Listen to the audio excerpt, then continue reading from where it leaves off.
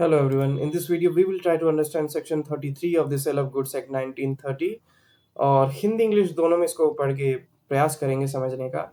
What it says in Hindi परिधान विकृत माल का परिधान ऐसा कोई काम करके किया जा सकेगा जिसके बारे में पक्षकारों में करार हो कि वह परिधान माना जाएगा या जो माल पर क्रेता का या उसकी ओर से धारित करने के लिए प्राधिकृत व्यक्ति का कब्जा करा देने का प्रभाव रखता हो। This is what Paridan means. This is what delivery means in Hindi. Now let's try to read it out in English. Delivery. Section 33.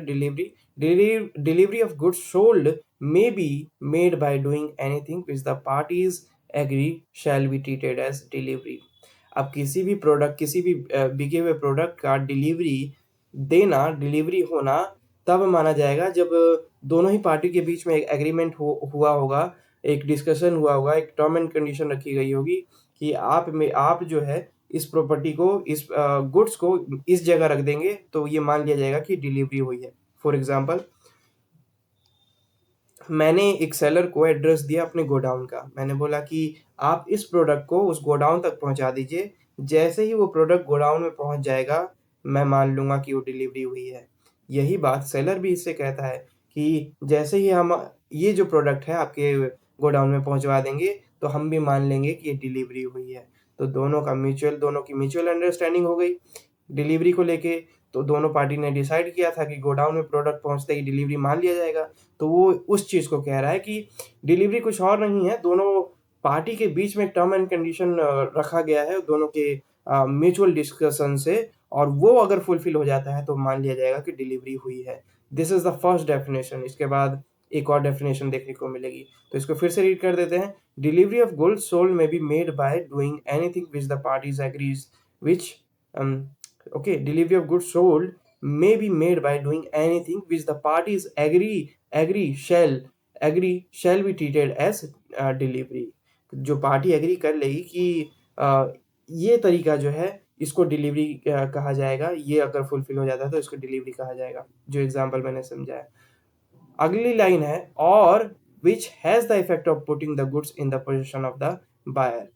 अगर ये चीज़ नहीं होती है तो डायरेक्टली हमने बायर को दे दिया वो पोजीशन में, वो चीज़ सीधा बायर के हाथ में रख दिया या फिर दे दिया, तो उसका भी मतलब होगा कि डिलीवरी हो गया।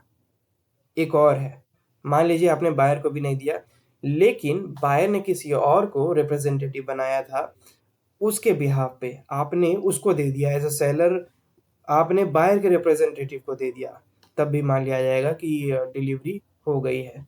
ये लाइन कह रही है वो। अब इन दोनों को ज्वाइन करके पढ़ते हैं।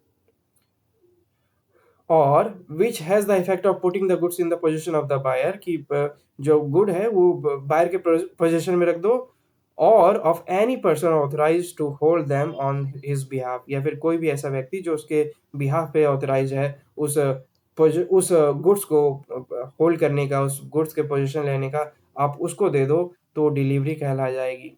तो 3 डेफिनेशन यहाँ पे बेसिकली देखने को मिला है हमें। सबसे पहला कि दोनों की टर्म एंड कंडीशन के अकॉर्डिंग जो भी उन्होंने डिसाइड किया अगर वो फुलफिल हो जाए तो वो डिलीवरी है, नहीं तो बायर को पोजीशन दे दिया तो वो डिलीवरी है, नहीं तो बायर के किसी रिप्रेजेंटेटिव को दे दिया तो वो डिलीवरी है। तीसरे वाले का एग्जांपल ये होगा कि आप घर पे थे नहीं, आपने ऑनलाइन कुछ मंगाया था और आप थे नहीं, तो आपने अपनी मम्मी को बोल दिया या फिर किसी रिलेटिव को घर में बोल दिया कि जो डिलीवरी मैन आया था आपने उससे बात करवा दी कि आप उसे दे दो। तो आपने क्या किया, यहाँ पर एक ऑथराइज रिप्रेजेंटेटिव बना दिया अपना, और डिलीवरी मैन ने उसको गुड्स दे दिया। जैसे ही देता है तो दैट मीन्स कि वो डिलीवर हो गया है। सो ज़्यादा टेक्निकल ये था नहीं, 3 डेफिनेशन है, तीनों बहुत ही क्लियर है। बाकी इसको 3-4 बार रीड कर लीजिएगा खुद से, हिंदी इंग्लिश दोनों में, और भी क्लैरिफिकेशन आ जाएगी। तब भी ना आए तो सेंटेंस को ब्रेक करके समझने का प्रयास कीजिएगा, और ज़्यादा क्लैरिफिकेशन आ जाएगी। इस वीडियो में इतना ही, नेक्स्ट सेक्शन डिस्कस करेंगे नेक्स्ट वीडियो में। Till then have a good time, bye bye, thank you.